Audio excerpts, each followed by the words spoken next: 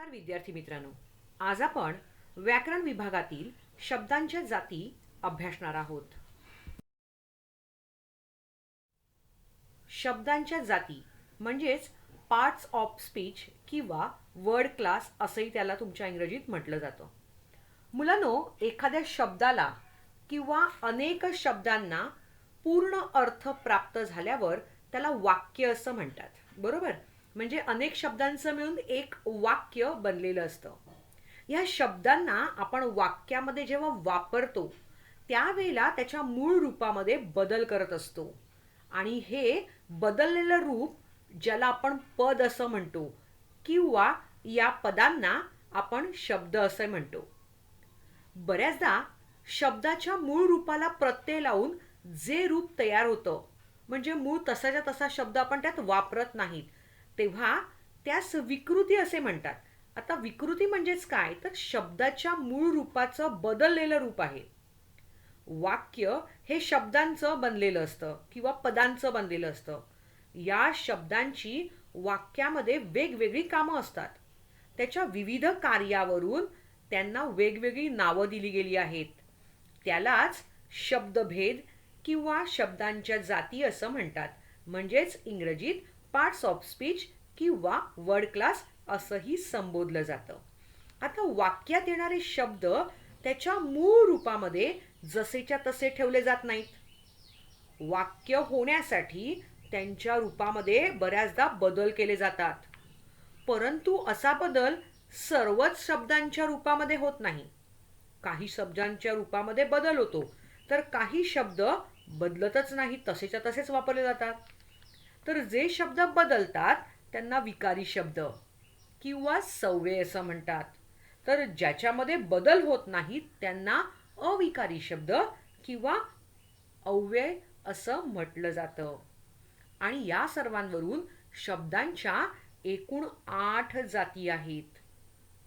त्यामध्ये विकारी म्हणजे बदल होणाऱ्या 4 त्यांचा गट केलेला आहे आणि उरलेल्या चौघांचा अविकारी किंवा अव्ययामध्ये भाग आपण केलेला आहे. तर ते कोणते तर ते पाहूया. विकारीमध्ये नाम, सर्वनाम, विशेषण, क्रियापद हे 4 भाग येतात. तर उरलेले 4 म्हणजेच क्रियाविशेषण अव्यय, शब्दयोगी अव्यय, उभयान्वयी अव्यय आणि केवल प्रयोगी अव्यय ही 4 अव्यय अविकारी शब्दांमध्ये मोडतात. म्हणजेच शब्दांच्या आपण 2 जाती बघितल्या, विकारी शब्द आणि अविकारी शब्द. विकारी शब्दांमध्ये बदल होतात आणि अविकारी शब्दांमध्ये बदल होत नाहीत. आता आपण ते सविस्तरपणे अभ्यासूया. आपण सर्वात प्रथम नाम. नाम म्हणजेच काय तर नाउन अभ्यासत आहोत. ह्या नामाचे एकूण 3 प्रकार आहेत. सामान्य नाम, विशेष नाम आणि भाववाचक नाम. मुलांनो, कोणत्याही घटकाला ओळखण्यासाठी वापरण्यात येणारा विकारी शब्द म्हणजेच नाम होय. बघूया आता आपण.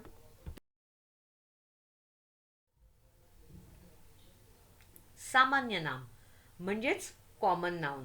साप, राणी, शिक्षक, डॉक्टर, पुस्तकं. याचा अर्थ काय तर एकाच जातीच्या पदार्थातील समान गुणधर्मामुळे त्या वस्तूला नाव दिले आहे. म्हणजेच काय शिक्षक. आता अनेक विषयांचे शिक्षक असतात. आपण असं स्पेसिफिक सब्जेक्ट वाईज शिक्षक नमूद केलेत का? इंग्रजी विषयाच्या शिक्षक, मराठी विषयाच्या शिक्षक. राणी, बरं राणी कुठल्या देशाची आहे ते नाही सांगितलेलं आहे. साप, आता सापाचे अनेक प्रकार आहेत. कुठला साप आहे सांगितलंय का? नाही सांगितलं आहे. मग डॉक्टर, डॉक्टर पण तसेच आहेत. छोट्या मुलांचा, मोठ्या मुलांचा, पोटाचा, अनेक प्रकारचे डॉक्टर आहेत. तसेच पुस्तक आहेत, ही वेगवेगळ्या प्रकारची आहेत. मग असं स्पेसिफिक आपण केलेलं आहे का हे याचंच पुस्तक आहे किंवा हे त्याचेच डॉक्टर आहेत?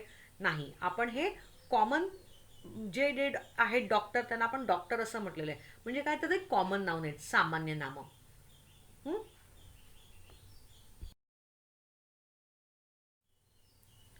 आता दुसरं आहे विशेष नाम. म्हणजेच काय तर प्रॉपर नाउन. ही जी नावं आहेत ती मी सांगते. शिवाजी, तुकाराम, बंडू, भारत, हिमालय. म्हणजे ही जर नावं घेतली तर त्या वस्तूकडे किंवा त्या व्यक्तीकडेच तुम्ही बरोबर बघतात. म्हणजेच काय, कुठल्याही जातीचा बोध होत नाही. अनेक सारे शिवाजी आहेत का, नाही, तर एकच शिवाजी महाराज होऊन गेले. त्यानंतर तुकाराम, संत तुकाराम, किंवा तुमच्या वडिलांचं नाव असू शकतं तुकाराम, मग अनेक तुकाराम आहेत का, नाही. बंडू हे सुद्धा विशिष्ट नाम आहे. भारत हा विशेष देश आहे, त्या देशाचं नाव ही भारत आहे. हिमालय, हिमालय हा पर्वत आहे. म्हणजे असे काही शब्द वापरल्यानंतर तुम्हाला बरोबर त्या व्यक्ती किंवा त्या वस्तू, ते ठिकाण आठवत राहतं. म्हणजेच कुठल्याही जातीचा बोध होत नाही, तर विशिष्ट व्यक्तीचा, प्राण्याचा किंवा वस्तूचा बोध तुम्हाला होतो. हे विशेष नाम. आता तिसरं आहे भाववाचक नाम, म्हणजेच ॲब्स्ट्रॅक्ट नाउन, ज्यामध्ये आनंद, अपमान, निराशा, धीटपणा, शाबासकी असं सर्व येतं. हे आता हे ओळखायचं कसं, तर प्राणी किंवा वस्तूमधले गुणधर्म किंवा त्याचा भाव याचा बोध या नामातून होत असतो.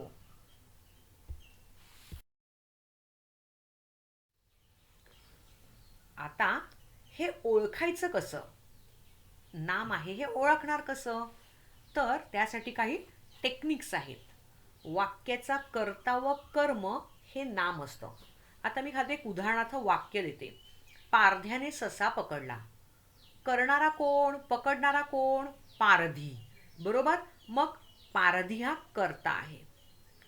त्याने काय केलं, तर ससा पकडला. मग ससा हे काय झालं, कर्म. तर ससा हे कर्म, म्हणजे पारध्याने काय केलं, कुठलं काम केलं, तर ससा पकडलाय. बरोबर. म्हणजेच कर्ता म्हणजे कोण, तर सब्जेक्ट. कोणासंदर्भात आपण बोलतोय, तर पारध्याबद्दल. म्हणून सब्जेक्ट म्हणजेच कर्ता कोण आहे, पारधी. आणि कर्म, कर्म म्हणजे ऑब्जेक्ट. ऑब्जेक्ट काय आहे, तर ससा पकडलाय. बरोबर. म्हणजे ससा हे झालं कर्म. मग वाक्यामधला कर्ता आणि कर्म हे दोनही कोण असतात, सब्जेक्ट आणि ऑब्जेक्ट हे कोण असतात, नाम असतात. मग या वाक्यातलं नाम काय आहे, पारधी आणि ससा. आता अजून एक टेक्निक आहे की षष्ठीच्या प्रत्ययाच्या चाची चेच्या मागे व पुढे दोन्हीही नामच असतात. आता षष्ठी हा प्रत्यय आहे. बरोबर. आपण ते सगळं अभ्यासणार आहोत. आता वाक्य फक्त बघूया. उदाहरणार्थ आता ते कसं बघायचं, तर आजकाल यंत्राचा वापर खूप वाढला आहे, हे वाक्य आहे. आणि मी तुम्हाला काय सांगितलंय, चा ची चेच्या मागे आणि पुढे दोन्ही नामच असतात. मग आता आजकाल यंत्रात चा शब्द, चा हे अक्षर आहे, षष्टीचा प्रत्यय आहे. बरोबर. त्याच्या पुढचा शब्द काय आहे, यंत्रा म्हणजेच यंत्र. आणि नंतर काय, वापर. बरोबर. मग ही दोन्ही काय झालं, नामं आहेत. मग आजकाल यंत्राचा वापर खूप वाढला आहे. यामध्ये यंत्रा किंवा यंत्र आणि वापर हे दोन्ही नामं आहेत. पुढे बघूया. आता हे अजून एक शॉर्टकट्स आहेत. शब्दयोगी अव्ययाने जोडलेला शब्द. शब्दयोगी अव्यय म्हणजे शब्दाला जोडून येणारा शब्द. जसं झाडावर, सत्ते पुढे. वर हा झाड या मूळ शब्दाला लागल्या प्रत्ययावर, सत्ता हा मूळ शब्द आणि त्याच्या पुढे पुढे हा शब्द लागलेला आहे. म्हणून शब्दयोगी अव्ययाने जोडलेला शब्द म्हणजे झाडा आणि सत्ते ही दोन नामं झाली. आता विभक्तीचे प्रत्यय जोडलेले शब्द. विभक्तीचे प्रत्यय आपण बघणारच आहोत ना पुढच्या व्हिडिओमध्ये. सागराने, काकांना. बरोबर. तर सागरा, काका हे कोण आहेत, नामं आहेत. त्यानंतर अजून एक टेक्निक आहे याच्यामध्ये की सर्वनामाच्या झा झी झे ज्या प्रत्ययानंतर येणारा शब्द सुद्धा नाम असतं. जसं माझा सदरा. मी काय सांगितलं टेक्निकमध्ये, झा. मग सदरा हा काय झाला, त्या झाच्या प्रत्ययानंतर आलेला शब्द म्हणजेच सदरा. मग सदरा हा सुद्धा काय झालं, तर नाम झालं.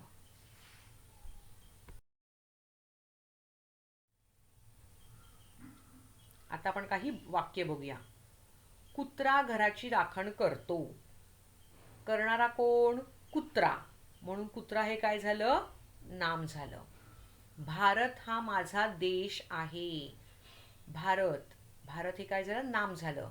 युद्धात योद्ध्याची शूरता दिसून येते. बरोबर, शूरता दिसून आली म्हणजे गुण दिसून आला, म्हणून हे भाववाचक नाम झालं. हिमालय व सातपुडा ही पर्वतांची नावं आहेत. आता मी पर्वतांची नावं स्पेसिफिकली इकडे सांगते की हिमालय आणि सातपुडा, म्हणून काय झालं, ही सुद्धा नामं आहेत, प्रॉपर नाउन झाले. हं? आणि कुत्रा, कुठला कुत्रा सांगितला का, नाही, म्हणजे ते कॉमन नाउन झालं. आणि भारत माझा देश आहे सांगितलं तर भारत विशेष नाम सांगितलेलं आहे. हां, समजतंय ना तुम्हाला, म्हणजे तुमचं झालेलंच आहे पण आपण रिव्हिजन करतोय. आता आपण बघत आहोत सर्वनाम म्हणजेच प्रोनाउन. आता सर्वनामाचे 6 प्रकार आहेत, ते मी तुम्हाला वाचून दाखवते. पहिलं आहे पुरुषवाचक सर्वनाम, दर्शक सर्वनाम, संबंधी सर्वनाम, प्रश्नार्थक सर्वनाम, सामान्य किंवा अनिश्चित सर्वनाम आणि शेवटचं आहे आत्मवाचक सर्वनाम. मुलांनो, हे 6 प्रकार जरी असले तरी आपण एवढ्या डिटेलमध्ये काही जाणार नाही आहोत, पण तुम्हाला माहीत असायला पाहिजे त्याचे उपप्रकार, म्हणून हे दाखवत आहे. आता सर्वनाम ओळखायची कशी, तर सर्वनाम म्हणजेच काय, तर नामाऐवजी येणारा शब्द. जसं मी, आम्ही, तू, तुम्ही, तो, ती, ते, हा, जो, कोण, काय, स्वतः, आपण, ही सगळी काय आहेत, सर्वनामं आहेत. म्हणजे आपण कोणत्याही व्यक्तीचं, वस्तूचं नाव न घेता हे शब्द आपण वापरतो, त्याला सर्वनाम असे म्हणतात. आता आपण काही वाक्य बघूया. तू येशील का, मी म्हटलंय का, विनय येणार का माझ्याबरोबर सिनेमाला, तर मी विनयला स्पेसिफिकली मेन्शन करते. पण मी विनयच्या ऐवजी विचारलं की तू येशील का, मग नाम काय होतं, विनय. आता विनयच्या ऐवजी मी काय वापरलं, तू येशील का, मग तू हे नामाच्या ऐवजी वापरणारा शब्द तू, म्हणून तू हे काय झालं, सर्वनाम. आपण एकत्र सर्कसला जाऊ, वीणा, मीना, हिरा, रोझी सर्कसला जाणार आहोत. आता कोण कोण जाणार आहेत त्यांची मी नावं सांगितलीत, पण मी जर म्हटलं आपण एकत्र सर्कसला जाऊ, तर आपण म्हणजे हे जी नावं गेलेली आहेत हे सगळेच आलेली आहेत, बरोबर, म्हणून आपण हा शब्द वापरलाय. म्हणजे मी कोणाचंही स्पेसिफिक नाव किंवा नाम असं मेन्शन केलेलं नाहीये, आणि त्याऐवजी मी आपण हा शब्द वापरलेला आहे. मग आपण हा शब्द नामाऐवजी वापरलाय, म्हणून ते झालं सर्वनाम. आता काही वाक्य बघूया आपण अजून. तू स्वतः गाडी चालवशील का, तर तू स्वतः. कशाचा विसर पडू नये, तर कशाचा. हे प्रश्नवाचक झालं, सर्वनाम. जो पुस्तकांवर प्रेम करील तोच विद्येचा खरा पुजारी होईल. आता पुस्तकांवर प्रेम करणारा विद्येचा पुजारी कोण, पुस्तकावर प्रेम करील जो, आणि विद्येचा खरा पुजारी होईल तो, तोच. कळलं, म्हणून जो आणि तोच हे दोन्ही काय झाली, सर्वनामं झाली. ही माझी पिशवी आहे, ही. कळलं, मग ही काय झालं, सर्वनाम. आता आपण विशेषण अभ्यासूया. विशेषण म्हणजेच ॲडजेक्टिव्ह. या विशेषणाचे 3 प्रकार आहेत: गुणविशेषण, संख्या विशेषण आणि सार्वनामिक विशेषण. हे 3 प्रकार आपण बघणार आहोत.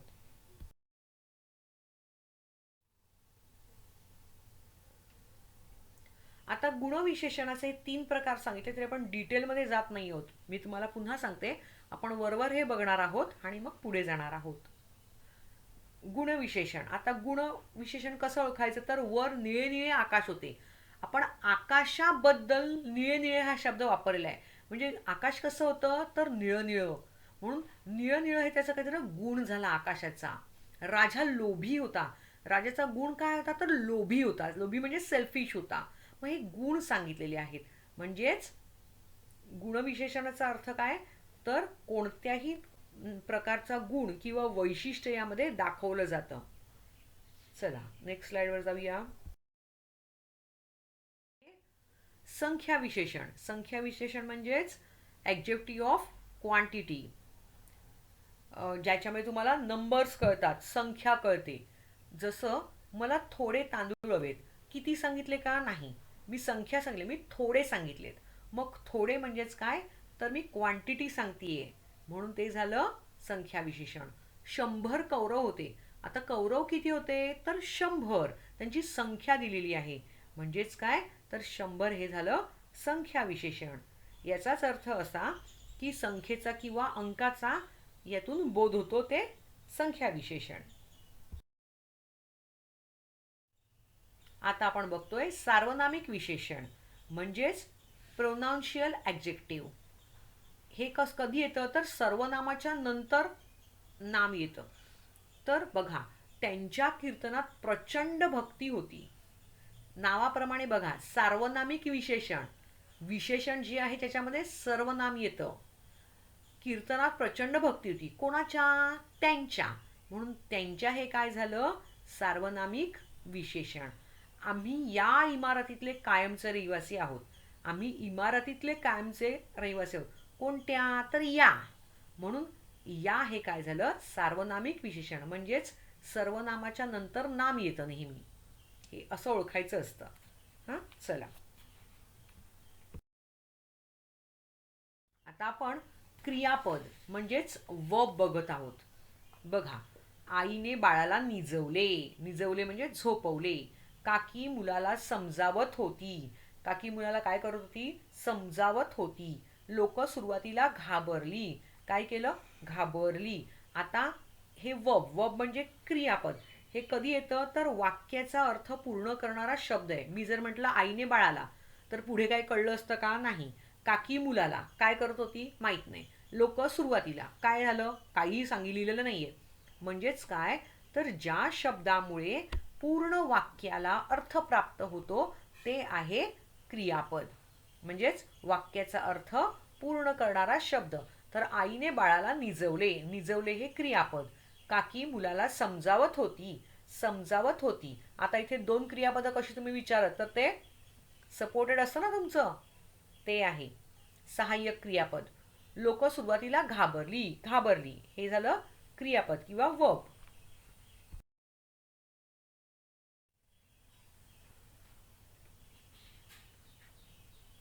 आता आपण क्रियाविशेषण अव्यय बघणार आहोत.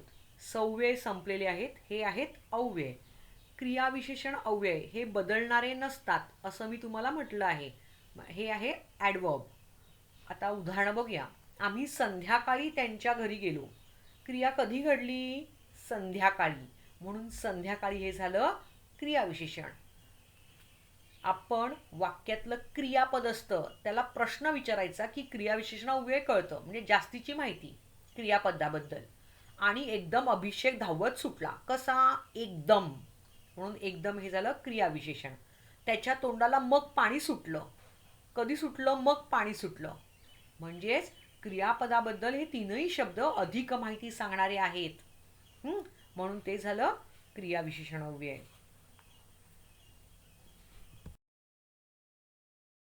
आता हे उभयान्वयी अव्यय म्हणजेच कंजक्शन.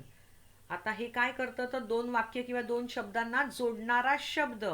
जसं राम व गोविंदा निघाले, राम आणि गोविंदाच्या मध्ये व घातलेला आहे. हे दोन शब्द जोडण्याचं काम केलेलं आहे, म्हणून व हे झालं उभयान्वयी अव्यय. आम्ही शाळेत गेलो आणि घंटा वाजली. दोन वाक्य आहेत. आम्ही शाळेत गेलो हे पहिलं वाक्य, घंटा वाजली हे दुसरं वाक्य. आणि या शब्दाने किंवा कंजंक्शन वर्डने मी हे जोडलेलं आहे आणि दोन वाक्याचं एकच वाक्य केलेलं आहे. मग आपला क्रायटेरिया काय उभयान्वयी अव्ययाचा की दोन शब्द किंवा दोन वाक्य जोडणारा शब्द आणि या शब्दाने दोन वाक्यांना जोडलेलं आहे, म्हणून आणि हे झालं उभयान्वयी अव्यय. तू सकाळी किंवा संध्याकाळी येत जा. सकाळी किंवा संध्याकाळी दोन वाक्य दोन शब्द जोडणारा शब्द किंवा आहे, म्हणून ते झालं उभयान्वयी अव्यय. इथे येत जा अन जेवण करून जात जा.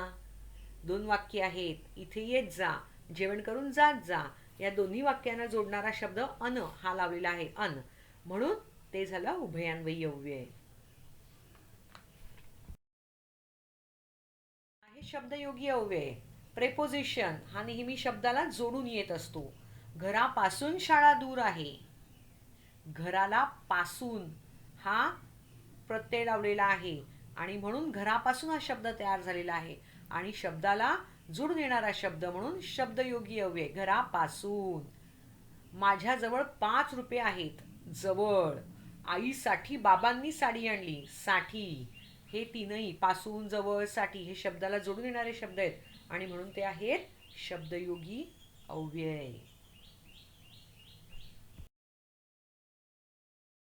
आता आहे केवल प्रयोगी अव्यय म्हणजेच इंटरजेक्शन. आता चेहऱ्यावरचे मनातले भाव किंवा विचार सांगणारा शब्द किंवा सांगणारे शब्द, उद्गार सांगणारे शब्द त्यांना केवल प्रयोगी अव्यय असं म्हणतात. जसं अबब, केवढा मोठा हत्ती.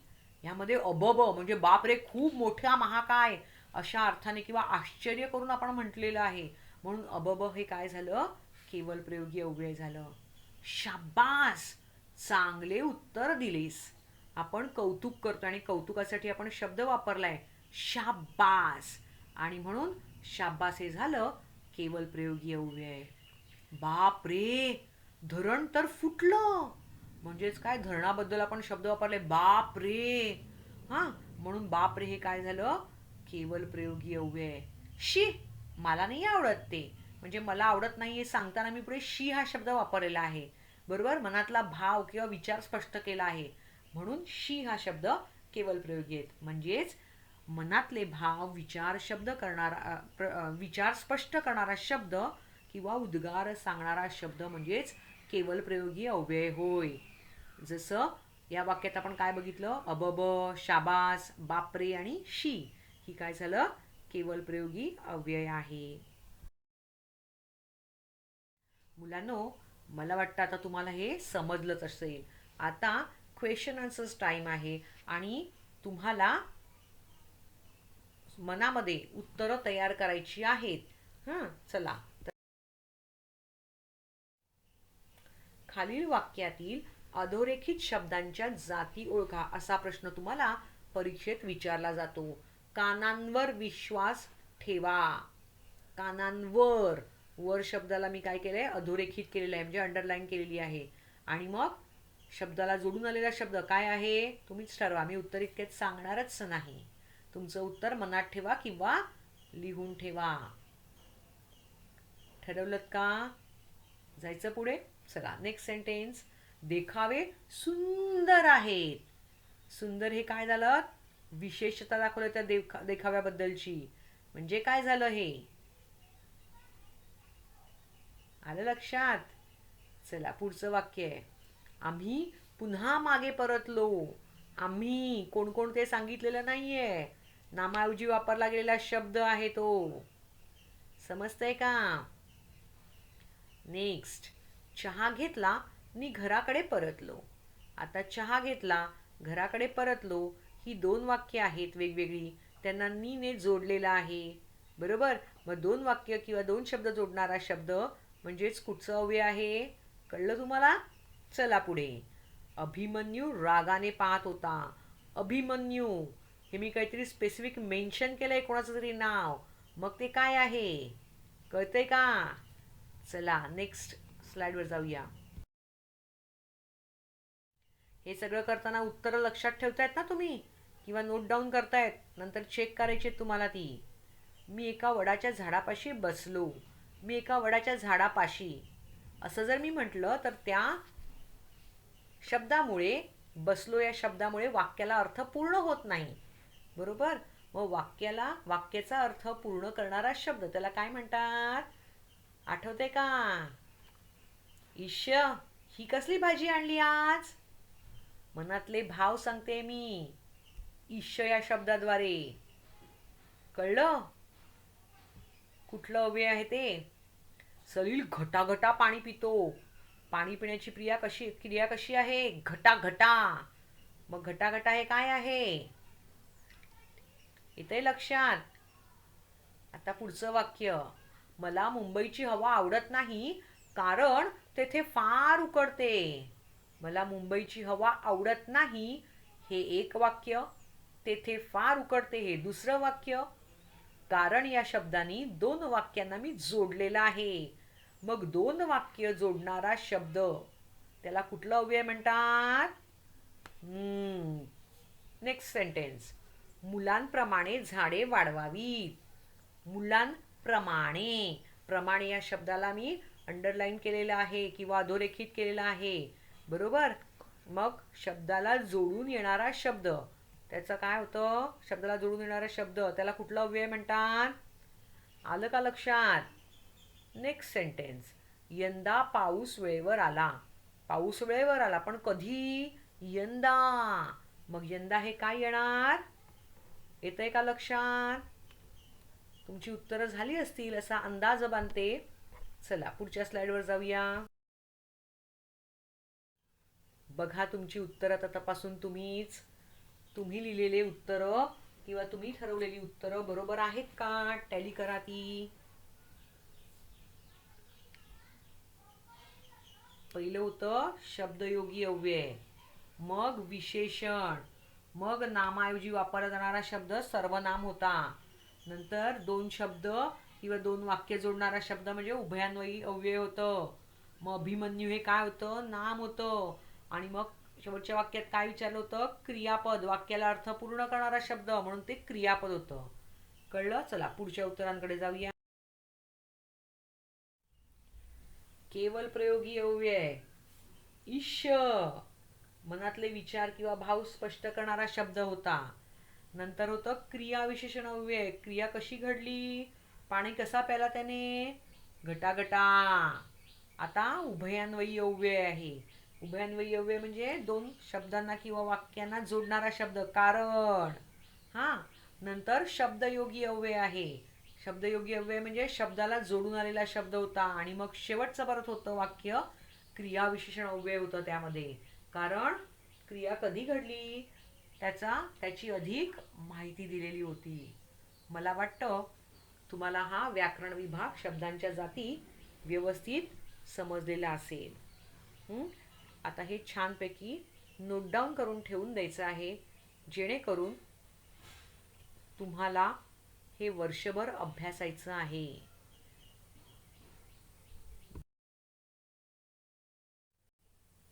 हवं तिथे व्हिडिओ पुन्हा बघाल तर हवं असेल तिथे स्क्रीनशॉट काढत चला.